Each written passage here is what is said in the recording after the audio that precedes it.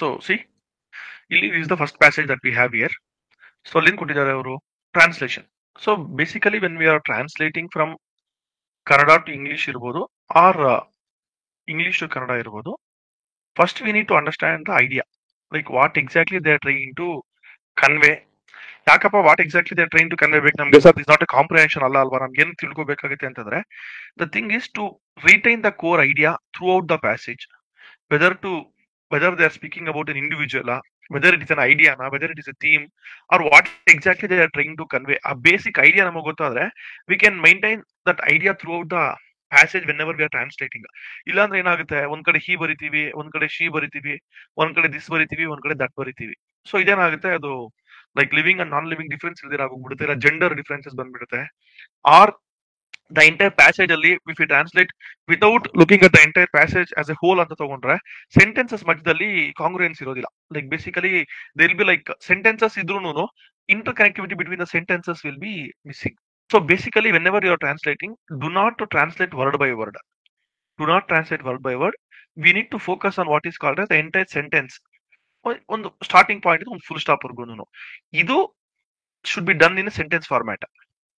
Whereas within that sentence, say for example, ಅವನು ಬಾಳೆಹಣ್ಣು, ಮಾವಿನ ಹಣ್ಣು, ಇನ್ನೊಂದು ಹಣ್ಣು, ಮತ್ತೊಂದು ಹಣ್ಣು, ಮತ್ತೊಂದು ಹಣ್ಣು ತಿಂದನು ಅಂತ ಇದ್ರೆ ಇದನ್ನ we have to do word by word so that every word is there. So when we are looking at the sentence as a whole, sentence ಬರಬೇಕು. ಆವಾಗ ಏನಾಗುತ್ತೆ ನಮಗೆ, we will retain the core idea, theme ನ ನಾವು retain ಮಾಡ್ಕೊಂತೀವಿ. Whenever we are translating this within that sentence ಏನನ್ನ facts, data ಈ ತರದಿತ್ತು ಅಂತಂದ್ರೆ we have to translate word by word so that all the facts and data that they are provided is captured in the translation also. Is it clear, sir? Yes, sir. Done. Now we will see first passage that we have done here. See, ಇಲ್ಲಿದೆ ಕಲೆ, ಸಾಹಿತ್ಯ, ಸಂಸ್ಕೃತಿ, ವೈಚಾರಿಕತೆ, ಪರಿಸರ, ಭಾಷೆ, ಆಧುನಿಕತೆ, ಧರ್ಮ, ಪರಂಪರೆ, ಸಾಮಾಜಿಕ ಕಾಳಜಿ, ಪ್ರಜಾಪ್ರಭುತ್ವ, ಹೀಗೆ ಅನೇಕ ಚಿಂತನೆಗಳ ಸಾಕ್ಷಿ ಪ್ರಜ್ಞೆಯಾಗಿದ್ದ, ನೇರವಾಗಿ ಶಿಷ್ಯರಲ್ಲದ ನೂರಾರು ಜನರಿಗೂ ಮೇಷ್ಟ್ರು ಆಗಿದ್ದ ಯು ಆರ್ ಅನಂತಮೂರ್ತಿ 82ನೇ ವಯಸ್ಸಿನಲ್ಲಿ ಭವದ ಹಂಗನ್ನು ತೊರೆದು ಪ್ರಕೃತಿಯೊಳಗೆ ದಿವ್ಯವಾಗಿ ಲೀನವಾದರು. So it's a very big sentence, correct ಅಲ್ವಾ? ಕರೆಕ್ಟ್ ಅಲ್ಲ ಸರ್? ಸೊ ಅಷ್ಟು sentence we have to capture. We cannot say like ನಾನು ಇಷ್ಟಿಷ್ಟೇ ಬರೀತೀನಿ ಸರ್ ಅನ್ನಕ್ಕಾಗಲ್ಲ. We have to capture everything there. So when you look at the sentence, ಕಲೆ, ಸಂಸ್ಕೃತಿ, ಸಾಹಿತ್ಯ, 1 2 3 4 5 6 7 8 9 10 11. ಸೊ ಆಲ್ಮೋಸ್ಟ್ 11 to 12 ಕೀವರ್ಡ್ಸ್ ಕೊಟ್ಟಿದ್ದಾರೆ ಅವರಲ್ಲಿ. ನಾವು we have to see whether we have captured everything.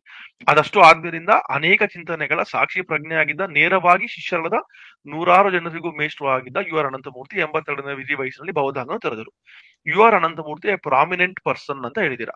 ಇವಾಗ ನೋಡಿ, ಇದಿಷ್ಟು ಪ್ಯಾಸೇಜ್ ಅಲ್ಲಿ ಎಲ್ಲ ನಾನು ಪ್ರಾಮಿನೆಂಟ್ ಪರ್ಸನ್ ಮೀನಿಂಗ್ ಕೋಸ್ಕರ ಒಂದು ಮುಖ್ಯವಾದ ವ್ಯಕ್ತಿ ಆ ತರ ಕೀವರ್ಡ್ ಎಲ್ಲ ಕೊಟ್ಟಿದ್ದಾರೆ ಸರ್ ಇಲ್ಲಿ.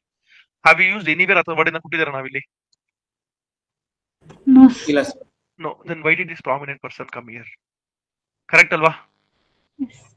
ನೆಕ್ಸ್ಟ್ ಕಲೆ, ಆರ್ಟ್ಸ್, ಸಾಹಿತ್ಯ, ಲಿಟ್ರೇಚರ್ ಇಲ್ಲಿ ಬಂತು. ಸಂಸ್ಕೃತಿ, okay I take it, culture here. See, ಇದು 1 ಆಯ್ತು, ಇದು 2 ಆಯ್ತು, ಇದು 3 ಆಯ್ತು.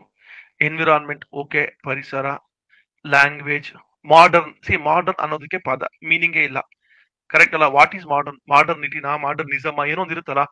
ಸೊ ಅಲ್ಲೇನ್ ಬರ್ಬೇಕು, ಅಲ್ಲೇನ್ ಕೊಟ್ಟಿದ್ದಾರೆ ಇಲ್ಲಿ? ಆಧುನಿಕತೆ, ಮೀನಿಂಗ್ ಗೋಸ್ಕರ ಮಾಡರ್ನಿಟಿ. ನೆಕ್ಸ್ಟ್ ಧರ್ಮ ಎಲ್ಲಿದೆ? ಧರ್ಮ ಎಲ್ಲಿದೆ ಇಲ್ಲಿ? ಧರ್ಮ ಅನ್ನೋದು ಇಲ್ವೇ ಇಲ್ಲ ಇಲ್ಲಿ, ಕರೆಕ್ಟಾ sir? You have missed the word dharma. You have come to heritage. Super. Next ನೋಡಿ, ಇಲ್ಲಿ ಏನ್ ಕೊಟ್ಟಿದ್ದಾರೆ ಅವರು? ಸಾಮಾಜಿಕ ಕಾಳಜಿ ಅಂತ ಕೊಟ್ಟಿದ್ದಾರೆ. Here we have written social welfare. Social welfare ಅಂದ್ರೆ ಸಮಾಜ ಕಲ್ಯಾಣ, ಕರೆಕ್ಟಾ ಸರ್? ವೆಲ್ಫೇರ್ ಅಂದ್ರೆ ಏನು? ಕಲ್ಯಾಣ. ಸಾಮಾಜಿಕ ಕಾಳಜಿ, ಸೋಷಿಯಲ್ ಕನ್ಸರ್ನ್, ಪ್ರಜಾಪ್ರಭುತ್ವ, ಡೆಮಾಕ್ರಸಿ. ಸೂಪರ್. ಪ್ರಜಾಪ್ರಭುತ್ವ, ಡೆಮಾಕ್ರಸಿ. ಅದಾದ್ಮೇಲೆ ಕೊಟ್ಟಿದ್ದಾರೆ ಹೀಗೆ ಅನೇಕ ಚಿಂತನೆಗಳ. ಆ ಹೀಗೆ ಅನೇಕ ಚಿಂತನೆಗಳ ಅದನ್ನ ಮಿಸ್ ಆಗೋಯ್ತು. Next is no more in this world ಅಂತ ಕೊಟ್ಟಿದ್ದೀರಾ. ಎಲ್ಲಿ ಕೊಟ್ಟಿದ್ದಾರೆ ಆತರ? ಅವರು ಈ ಪ್ರಪಂಚದಲ್ಲಿ ಇಲ್ಲ ಅಂತಿದೆ, ಇಲ್ಲೆಲ್ಲ ಬರ್ದಿದಾರ ಆತರ? Then why did it come here?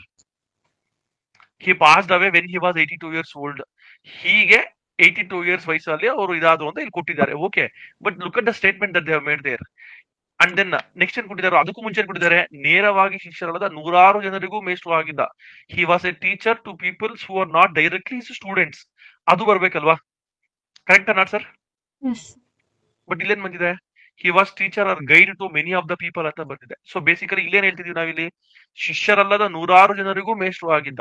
So basically he was a teacher to those students or pupils who are not directly students. Because already ಏನ್ ಕೊಟ್ಟಿದ್ದಾರೆ ಅವರು, ನೇರವಾಗಿ ಶಿಷ್ಯರಲ್ಲದ, who are not directly students, even to them he was a teacher. ಅದು ಬಂದು then we have to say, so such a person or such an individual U R Ananta ಭಕ್ತಿ passed away or merged with the nature. ಅಲ್ಲಿರೋದು ತಗೊಳ್ಬೇಕಾದ್ರೆ ನಾವು ಪ್ರಕೃತಿಯೊಳಗೆ ದಿವ್ಯವಾಗಿ ಲೀನವಾದರು. ಮರ್ಜನ್ into the nature, became one with the nature at the age of 82 years old or at the age of 82. Are getting it sir?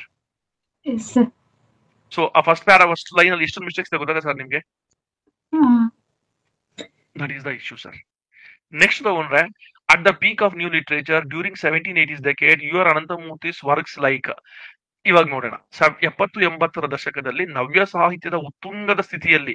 So where is that ನವ್ಯ ಸಾಹಿತ್ಯ, where is that ಉತ್ತುಂಗ, ಅದು miss ಆಯ್ತು. Correct ಅಲ್ವಾ? The peak of new literature. Navya ಸಾಹಿತ್ಯ, where is Navya ಸಾಹಿತ್ಯ? Navya is not new. ಹೊಸ ಸಾಹಿತ್ಯ ಅಂತಿದ್ರೆ may be new literature ಆಗ್ತಾಯಿತ್ತು. Then what is it called as? It called surreal, SURREL, surreal ಅಂತ ಕರಿತೀರ. ನವ್ಯ ಅಂತ ಬರೀ ತೊಂದ್ರೆ ಇಲ್ಲ. ಏನು ಕನ್ನಡದಲ್ಲಿ ನವ್ಯ, ನವೋದಯ ಅಂತ ನಾವೇನ್ ಕರಿತೀವಿ, if you want use it Navya ಅಂತ ಬರ್ದು ವಿತ್ ಇನ್ ಇನ್ವರ್ಟೆಡ್ ಕಾಮ ಬರೀರಿ, ತೊಂದ್ರೆ ಇಲ್ಲ. If you don't know that Navya ಪದ ನನಗೆ ಗೊತ್ತಿಲ್ಲ ಅಂತ ಅಂದ್ರೆ, ಇವರು ಇವಾಗ ಯಾಕಂದ್ರೆ ಇವಾಗ ಕನ್ನಡದಲ್ಲಿ ಎಷ್ಟೋ ವರ್ಡ್ಸ್ ಬರುತ್ತೆ, ನವ್ಯ, ನವೋದಯ, ಬಂಡಾಯ, ಈ ತರ ವರ್ಡ್ಸ್ ಬಂದಾಗ you can use the same word and put it in inverted commas. Okay? Yes sir. Next will capture, first will try to capture whether we have captured it or not. Forget about the words. ಬೇಕಾದ್ರೆ ಮತ್ತೆ words ನೋಡೋಣ. 70ರ ದಶಕದಲ್ಲಿ ನವ್ಯ ಸಾಹಿತ್ಯದ ಉತ್ತುಂಗ ಸ್ಥಿತಿಯಲ್ಲಿದ್ದಾಗ, 1780s decades U R new literature, at the peak of new literature during 1780s decade U R Ananthamurthy's works like Samskara, Bharathipura, Ghatashraddha change people's thoughts. Okay, Bharathipura, Ganesha ಮುಂತಾದ ಕೃತಿಗಳ ಮುಖಾಂತರ ಅಂದಿನ ಯುವ ಜನತೆಯ ಹೊಸ ಬಗೆಯ ತಲ್ಲಣ, ಹೊಸ ಸಂವೇದನೆಯಿಂದಾಗಿ ಬದುಕಿನ ದೃಷ್ಟಿಯನ್ನೇ ಬದಲಾಯಿಸಿಕೊಂಡರು ಅಂತ ಕೊಟ್ಟಿದೆ ಇಲ್ಲಿ. ಬದುಕಿನ ದೃಷ್ಟಿಯನ್ನೇ ಬದಲಾಯಿಸಿಕೊಂಡರು. Where is it? ಆ ಬದುಕಿನ ದೃಷ್ಟಿ ಎಲ್ಲಿದೆ ಇಲ್ಲಿ? Change the way of life ಅಂತಲೋ ಏನನ್ನ ಬರ್ಬೇಕಲ್ವಾ ಇಲ್ಲಿ? Correct not sir? ಅದು ಮಿಸ್ ಆಯ್ತು. ನೆಕ್ಸ್ಟ್, ಈ ಕ್ರಿಯಾಶೀಲ, ಸೃಜನಶೀಲ, ಪ್ರಖರ ವೈಚಾರಿಕ ಪ್ರಜ್ಞೆಯಾಗಿದ್ದ URA ಕನ್ನಡ ಸಾಹಿತ್ಯ ಮತ್ತು ನಾಡನ್ನು ಸದಾ ಕ್ರಿಯಾಶೀಲವಾಗಿರುವಂತೆ ಎಚ್ಚರದಿಂದ ಕಾಯ್ದುಕೊಂಡರು. ಸೊ ಅದಷ್ಟು ಹೋಗಿ ಕನ್ಕ್ಲೂಷನ್ ಅಲ್ಲಿ, your Ananthamurthy activities, skill, thinking has always upheld Kannada literature and state ಅಂತ ಕೊಟ್ಬಿಟ್ಟಿದ್ದೀರಾ. ಸೊ ಆ ಟೋಟಲ್ ಮೀನಿಂಗ್ ಗೆ ಲೈಕ್ ಟೋಟಲ್ ಸೆಂಟೆನ್ಸ್ ನೇ ಯು ಲೈಕ್ ಸಮ್ಮರೈಸ್ ಅಂತ ಹೇಳ್ಬೋದು, ಇಲ್ಲ ಚೇಂಜ್ ದ ಮೀನಿಂಗ್ ಅಂತ ಹೇಳ್ಬೋದು. Correct not sir? Hello. See, and then he did not upheld. Ilen Kutijara has always upheld Kannada. He did not uphold Kannada. He said here it is saying that ಸದಾ ಜಾಗರೂಕವಾಗಿರುವಂತೆ, ಕ್ರಿಯಾಶೀಲವಾಗಿರುವಂತೆ, like active, like ಏನಂತಾರೆ ಕ್ರಿಯಾಶೀಲ, like active, ಇಲ್ಲ ಕಾಯ್ದುಕೊಂಡಿದ್ದರು in the sense meaning ಹೇಳ್ತಿದ್ದಾರೆ, ಎಚ್ಚರದಿಂದ ಇರುವಂತೆ ಕಾಯ್ದುಕೊಂಡಿದ್ದರು. Like he made sure that the language ಇರ್ಬೋದು or the state of Karnataka was active ಅಂತ ಹೇಳ್ತಿದ್ದಾರೆ. It is not about he did not do it, he made sure that the language of the state was active ಅಂತ ಹೇಳ್ತಿದ್ದಾರೆ. Correct ಅಲ್ವಾ? So did you get the total meaning sir? ಹೆಂಗ್ ಬರೀಬೇಕಂತ ಗೊತ್ತಾಯ್ತಾ ನಿಮ್ಗೆ? Done. Next we'll see everything and then I'll explain to you once again.